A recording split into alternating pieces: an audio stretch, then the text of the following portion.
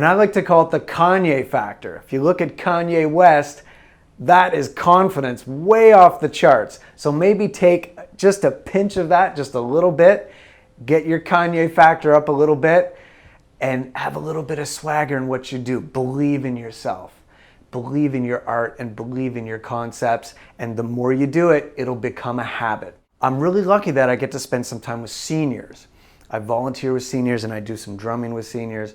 And when you realize how fast life goes, that's when you have a sense of urgency, like to get your art out there and don't worry about what the critics are going to say. Because when you're 80 or 90, you're not going to be surrounded on your deathbed by the critics and the people on YouTube that gave you all those negative comments. It's not going to matter. You're going to regret not getting all your ideas out into the world.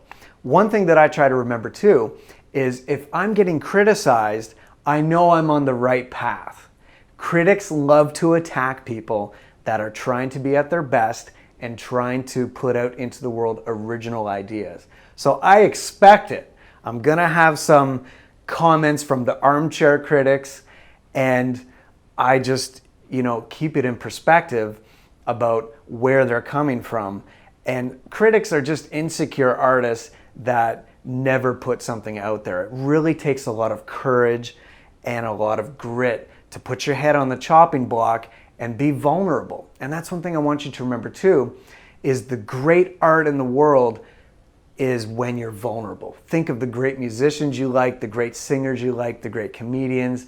It's when we are vulnerable that we can affect people and that we can inspire people and invoke emotion. So if you're getting criticized and you're vulnerable, you're gonna put out some great art. You're gonna be the best you can. You're gonna fail, but get knocked down 7 times, get up 8 times.